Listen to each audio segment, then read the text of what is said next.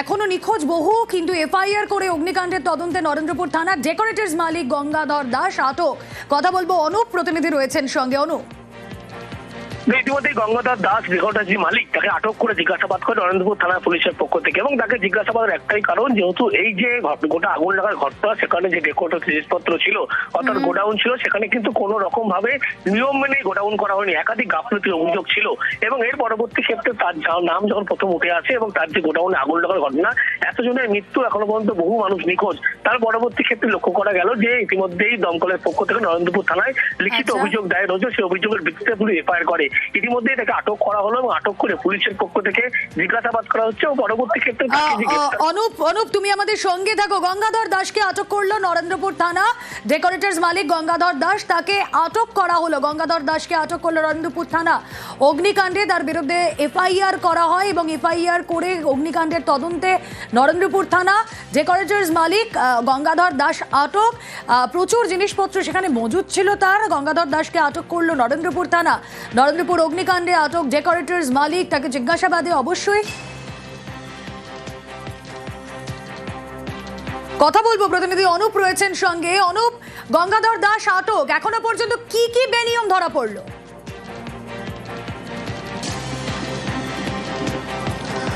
তো রাজ্যের দমকল মন্ত্রীর পক্ষ থেকে কিন্তু একাধিক তথ্য দেওয়া হয়েছিল যে একাধিক বেনিয়ম যে ধরা পড়েছিল, যেক্ষেত্রে গোডাউন তৈরি করতে গেলে বা গোডাউন যখন সেখানে তৈরি হয় সেক্ষেত্রে যত নিয়ম মানা হয়ে থাকে সেই নিয়ম কিন্তু একটাও মানা হয়নি। এবং যে কোনো তো গোডাউনের ক্ষেত্রে ঢোকার ক্ষেত্রে যেমন গেট করা থাকে এবং এক্সিটের ক্ষেত্রে একই রকম গেট থাকে, ঢোকা এবং বেরোনোর ক্ষেত্রে গেট রাখা হয় এবং পর্যাপ্ত যে অগ্নিনির্বাপণ ব্যবস্থা সেই অগ্নিনির্বাপণ ব্যবস্থা রাখতে হয়, কিন্তু এক্ষেত্রে কোনোটাই একেবারে ছিল না। এমনটা কিন্তু দমকলের যে প্রাথমিক রিপোর্ট সেই রিপোর্টে উঠে এসেছে। এই যে গোটা ঘটনা, সেই ঘটনা ইতিমধ্যেই পুলিশের পক্ষ থেকে তার বিরুদ্ধে এফআইআর করা হয়েছিল।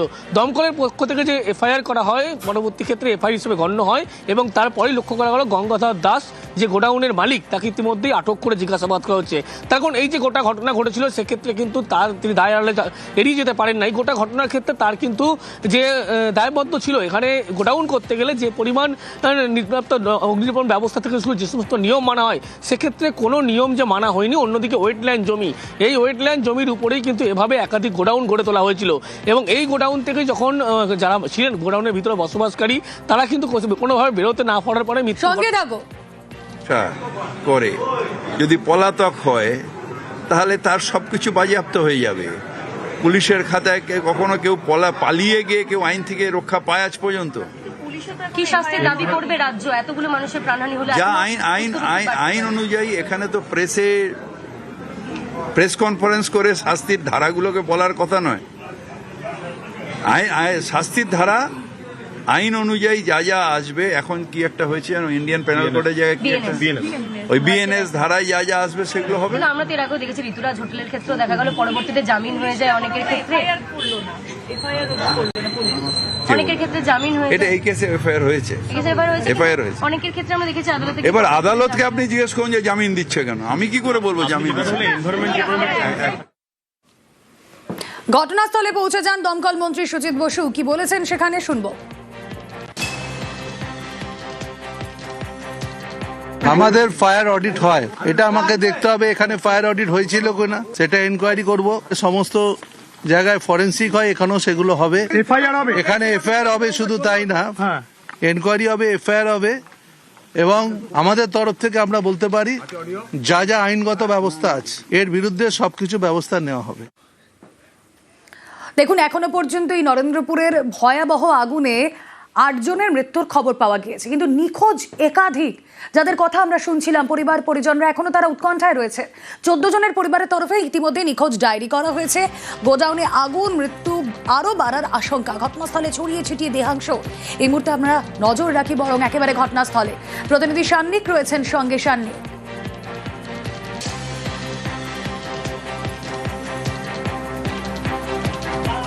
রুমেলা, এই ছবিটা কিন্তু এখনো পর্যন্ত পাল্টায়নি, কারণ আজকে সারাদিন আমরা দেখেছি দমকল কর্মীরা চেষ্টা করে গেছেন। সান্নিক সঙ্গে থাকো প্লিজ। আমরা মিসিং জিডি করেছি। মিসিং জিডি করার পরে আমরা কালকে কোর্ট অর্ডার নেব। কোর্ট অর্ডার হিসাবে আমরা ব্লাড স্যাম্পলগুলো যে নেক্সট অফ কিন আছে ওনার ব্লাড স্যাম্পলগুলো কালকে কালেক্ট করার চেষ্টা করব। ওটা সিএফএসএল এ কালেক্ট হবে। ওটা কালেক্ট করার পরে যে রিমেনেন্টস, যে বডি রেসিডিউজ আমরা পেয়েছি ওখানে আমরা ওকে ম্যাচিং করার জন্য সিএফএসএল কে চিঠি করব আর এই প্রসেস যদি যত তাড়াতাড়ি হয় সেটা যেন আমরা ফলো আপ করতে পারি। আমরা ফায়ার ডিপার্টমেন্ট থেকে এফআইআর পেয়েছি, এফআইআর হিসাবে আমরা তদন্ত শুরু করেছি, একটা কেস করেছি।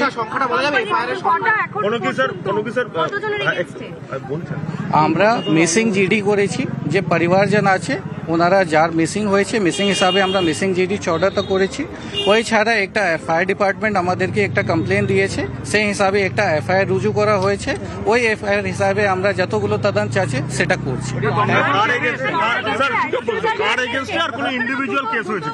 না আমরা করছি কেসগুলোকে ডিটেল আপনাদেরকে আমরা। আবারও চলে যাব, সান্নিক প্রতিনিধি রয়েছেন সঙ্গে। সান্নিক, তুমি যেমন বলছিলে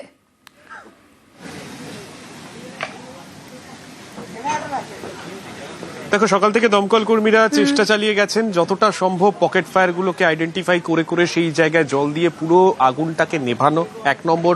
2 নম্বর, তার পাশাপাশি যে শেডগুলো পুরোপুরিভাবে কোলাপস হয়ে গিয়েছে তার যতটা ভেতরে সম্ভব পৌঁছানো। তার জন্য আমরা দেখলাম এলাকাটা পঞ্চায়েত এলাকা, কিন্তু তা সত্ত্বেও কলকাতা পুরসভার থেকে ডেমোলিশন টিম এখানে এসেছিল। তাদের কর্মীরা এসে তারা চেষ্টা চালাচ্ছিলেন যে যে জায়গাগুলোকে গ্যাস কাটার দিয়ে কেটে যতটা দ্রুত ভেতরে পৌঁছানো যায়। এবং এখন কারোর বেঁচে থাকার সম্ভাবনা প্রায় নেই বললেই চলে, যারা চাপা পড়ে রয়েছেন বলে মনে করা হচ্ছে এখনো পর্যন্ত। কিন্তু সেখান থেকেও বেশ কিছু দেহ বা দেহাংশ উদ্ধার হতে পারে তেমনটা কিন্তু মনে করা হচ্ছে। একদিকে ওই কাজ চলছে, পাশাপাশি তদন্ত, কেননা এই গোটা ঘটনায় ঠিক কিভাবে ঘটনা ঘটেছিল। একদিকে আজকে সকালবেলা ডিজি ফায়ার তিনি নিজে দাবি করেছেন, স্পষ্টতই বলেছেন এই জায়গাটার কোনো ফায়ার সেফটি ক্লিয়ারেন্স ছিল না। কিন্তু তারপরেও যখন আগুন লাগলো তারপরে যারা ভেতরে ছিলেন তারা বেরোতে পারলেন না কেন, সেই সমস্ত প্রশ্নের উত্তর খুঁজতে ফরেনসিকের টিম তারা এসে তাদের স্যাম্পল কালেক্ট করলেন। এখনো পর্যন্ত ভেতরে দমকল আধিকারিকরা কাজ করে যাচ্ছেন, কোনো অংশ তারা বাদ দিচ্ছেন না, সমস্ত জায়গাতে তারা বারবার করে গিয়ে তারা চেষ্টা চালিয়ে যাচ্ছেন। একেবারে হাহাকারের ছবি এখনো স্পষ্ট।